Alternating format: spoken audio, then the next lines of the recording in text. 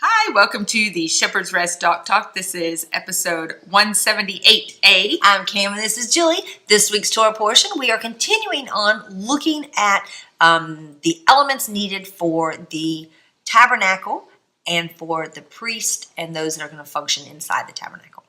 And if you would like to check out some previous years, it is 33A and B, 86A and B, 134, and this year's. Yep. 138. All right. So lots of good stuff in all those. And highly suggest that you go take a gander, listen to them, and that you would share them with friends.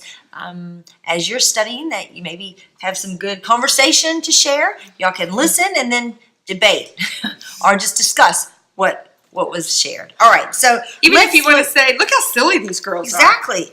At least you're listening. All right. So we thought that this week we would look at chapter 29 this year. One of the things I wanted to look at was, not only is are the garments being listed and told and made, or how they're going to be made, we're also seeing that the offerings are being presented.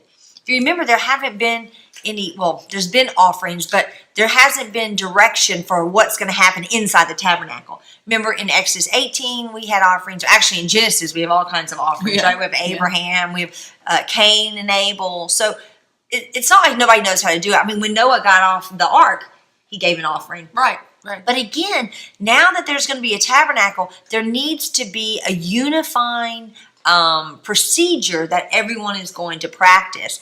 And so that's what he sets up. He's going to introduce the sin offering, the ascent offering, or what we call the burnt offering, and the peace offering. And these are the three major kinds. Now, we also have included in that is the grain offering and the wine, or the drink offering.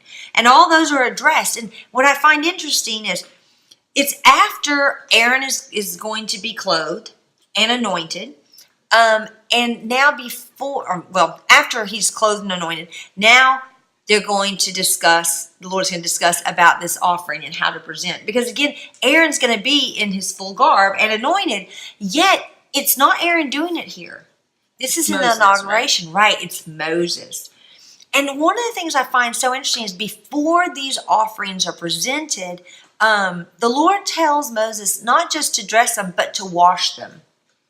Now, when we look at other verses, we see often that people, like in Genesis 35, Jacob tells them to wash themselves and wash their garments, right? Mm-hmm. In Exodus 19, the Lord tells Moses to go tell them to cleanse themselves, right? They're washing themselves. Mm-hmm. We even see in Revelation, we've talked about this before, that the bride is responsible for keeping her garments clean. Right. Yet, in Ephesians 5, 26 and 27, we see that it's Messiah who washes the bride. In the Word. Okay. I love that, right? Well, yeah. He's basically washing him in himself, washes the people in himself, because he's the living Word. Well, no wonder in Revelation it says the bride is responsible for keeping herself clean, because he can't force us to, it's by our volunteering to get into the Word that we're washed. Right, absolutely. He's the one doing it, yet we still have to make that step. Well, it's the same idea to get into the Word. Right, it's the same idea as with the disciples, right? Messiah washes their feet, and remember, Peter's like, "Oh, wash all of me." Yeah. And he's like, "Why? You're already washed. Yeah, you're already washed. It's just your feet. We just need to maintain." Mm-hmm. And that's what's happening here. Moses is going to wash them. Yes, walk. He's going to wash them and prepare them. So now he's giving them all that they need. The clothes, he's giving them everything, and he's setting them at that goal line, right? Mm-hmm. Ready for the race. But they still have to run the race. Yeah. So that's where they trained. That's right. Well, we know about that. That's where we'll see next week where they're washing their their feet and hands in the labrum, okay? They're washing there. They're doing the maintenance that they're responsible for keeping. But right here, to put them at the goal line, right, to start the race, Moses is the one that prepares them. Well, isn't that just like us? Messiah is the one that has to clean us and wash us from our Right. sins. Mhm. Then he puts us at the go mark. Yes. And that's the beginning of the race, right? He tells us how to dress. He tells us how to function in the body. All right. And that's basically what Moses' job is with Aaron. You see, Moses, again, we've said this before, he's able to go in and out of the tabernacle. No problem. The Lord already prepared him when he anointed him right. for this position. Yeah. Now, Moses is anointing Aaron, and then Aaron's sons will work with him. So there's kind of like a team effort.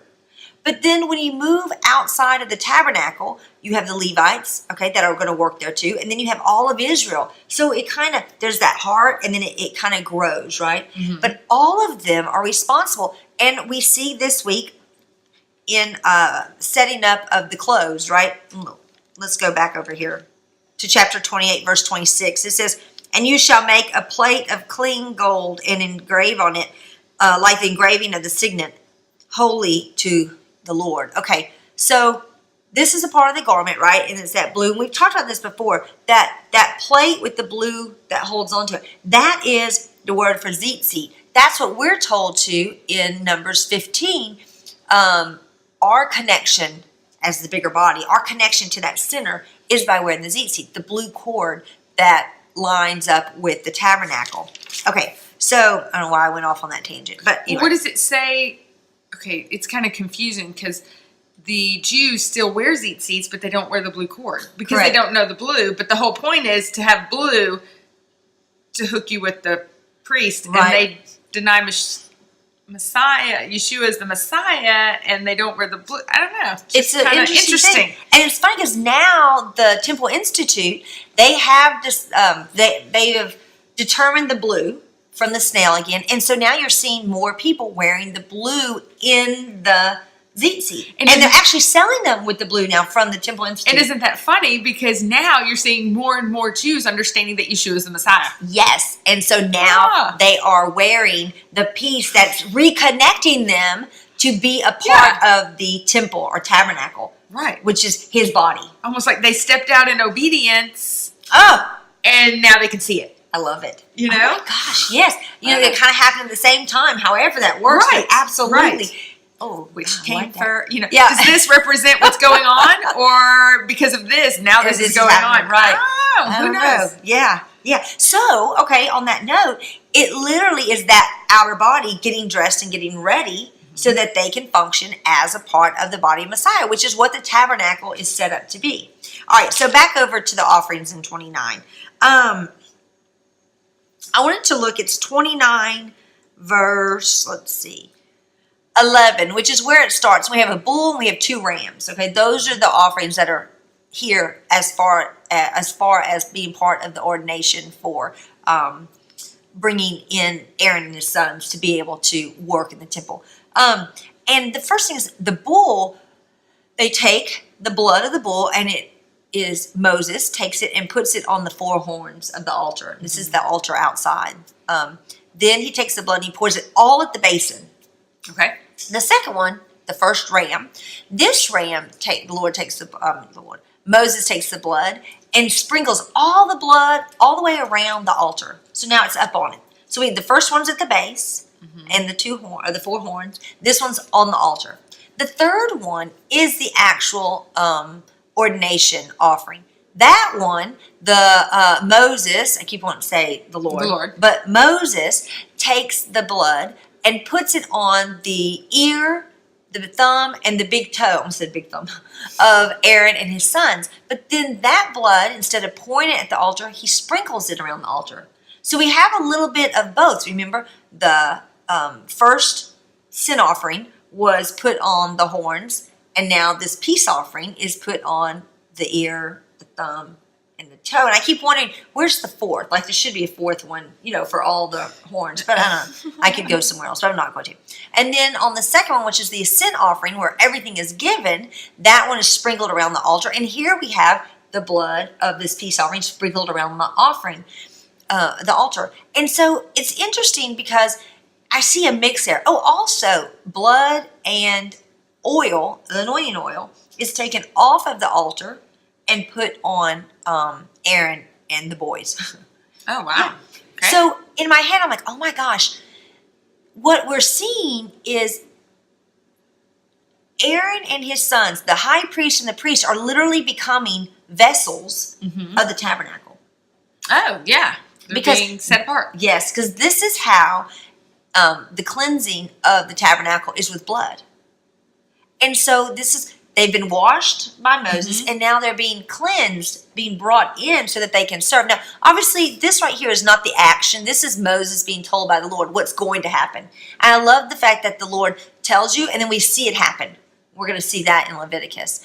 But so I see where actually Aaron and his sons are becoming a part of the furniture. Yeah. Okay. Yeah. Now, if we look in chapter 28, and it goes with the furniture part, in 28, verses 21 and down, it talks about, or actually I think it starts in 20, yeah, I'll say 21. Anyway, and down, it talks about the gold rings and the way the cords are braided for the shoulder pieces and for the breastplate. Okay. All right, that's like the poles. The poles that carry the furniture. That's basically what this is. You got a pole and the gold, pure gold ring. All right. So then I was like, wait a minute. If Aaron and his sons are basically vessels of the tabernacle, and now on Aaron he has pieces of furniture on him that have the rings and the poles. Aaron's carrying this furniture everywhere he goes, which means that they have a role. And then I thought, well, it also means that since Messiah represents the ark, he represents the light, he represents the bread, he represents the menorah. The menorah, yeah. You said that. Yeah, I did. What's the one inside? The golden altar incense. And outside, everything that's carried, Messiah is representing those things. Okay. So I was like, well, then that means Messiah also has to represent these things. Of course, because doesn't it talk about in Isaiah that Messiah will bear the government on his shoulders? Well, isn't that all of Israel is on the shoulders of Aaron? Right. And written on his heart is Israel. Okay, well, in the breastplate, we know it's written on the heart. I mean, it's supposed to be what's considered the heart of Aaron. Aaron is supposed to keep it dear to his heart, and that's what the Lord does. So then I thought, wow, so basically, again, in Ezekiel, where we don't have a lot of the furniture inside the tabernacle, I wonder if that will also be, in other words, Messiah is not going to need to wear those things because he already is bearing the government when he's here in the millennium, and he's already bearing the Israel on his heart. So anyway, I just thought that was an interesting thought that Aaron as a piece of furniture, or, having a functional vessel role in the tabernacle is carrying around the furniture also. It's very symbolic. It is. His robe is allowing him, with the colors that represent the inside of the tabernacle and the jewels and the gold, he's bringing a part of the heavenly that we can't go in and see. He's bringing it out so that we can see it. Yeah. We can enjoy the beauty of what's beyond the wall because it interacts with us. Wasn't Messiah in John? I mean, he came and he showed, John 1, where it says, he's the glory. We saw the glory of the Father through him. Same thing. The whole heavens didn't drop down, but when he came down, he brought the beauty of what was there as representation. Same thing as Aaron does. Yes. It kind of reminds me of my Torah portion this week, kind of. It's Acts 17 and a little bit of 18. But this is when Paul is in Athens, and he's trying to communicate with the philosophers that know nothing about Torah or the Bible or, the Tanakh. They don't know anything about Scripture. So he tries to get on their level, and he talks about how his God doesn't need him for anything. He doesn't need any of us for anything, but yet everything is because he loves us. Yeah. And I thought about that when you were talking. Right. This is another way of him showing, let me show you, let me give you a little piece of this puzzle, show you a little bit, because he doesn't need us to do any of it. And he doesn't have to show us a secret of the heavenlies. Right. He doesn't have to do that. He does it because he loves it. Exactly. Great point.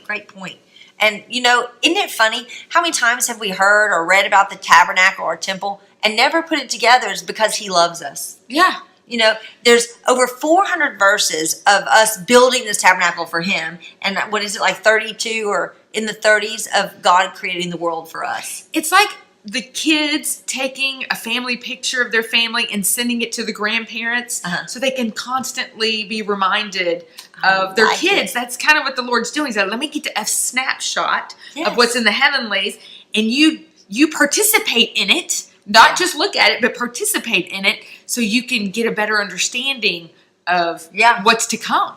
And you know, on that note, this will be my last little point. That is so, it's so easy for us to forget that. How he didn't have to give us these things. He wanted to because he loves us. Because I was thinking about this when I was praying this morning, and I realized, how easily we just overlook this as just information. Yeah. You know, and we just kind of push aside the actual significance and mind-blowing communication the Lord gave to Moses to share with Aaron and them, to share with all of us, so that we can recognize him better. And I just was thinking about that in my prayer time, about how easy it is in today's society to just allow these things to be head knowledge instead of taking it to the heart. Or maybe we took it to the heart, but now we've moved on. I've known it for so long, it's no big deal. To not lose the awe of what's really happening and the beauty of it. Yes. Because, you know, this week on 29, it talks about on that seventh day. Yeah. The 7 millenniums and then the going in. And there's just so much more there that points to not just for now, but what's going to happen. So let's let this not just be head knowledge, but really on our hearts, so that we're able to be excited in what, as living stones, we'll be able to participate in New Jerusalem. So, well, all right. Thank you so much for joining us. We really hope you have a great week, and we'll see you on the flip side with Julie and Acts. Shalom.